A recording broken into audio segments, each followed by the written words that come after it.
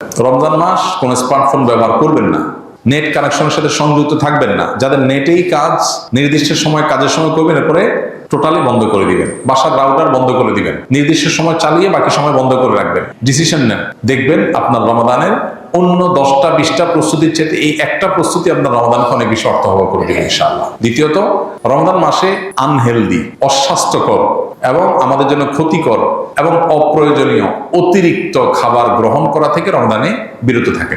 দুইটা জিনিস, এই দুইটা জিনিস যদি সঠিকভাবে করেন, আমার বিশ্বাস আপনার রমাদানকে আপনি অনেক সুন্দরভাবে কাটাতে পারবেন। এবাদত বন্দেগীতে আপনি স্বাদ পাবেন, তৃপ্তি পাবেন, স্পিরিচুয়াল যে আধ্যাত্মিক যে একটা প্রেরণা, শক্তি, এটা পাবেন।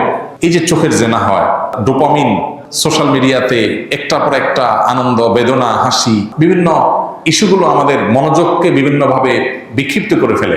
এরপর ইবাদতে মনোযোগ হয় না, না তারাবিতে মজা পাই, না রোজাতে, না তাহাজ্জুদে, না দোয়াতে, না তেলাওয়াতে কোনো মজা পাই। এগুলো থেকে আপনার সঠিক সুফলটা পেতে হলে আপনাকে নিয়ন্ত্রণ করতে হবে দুটা জিনিস।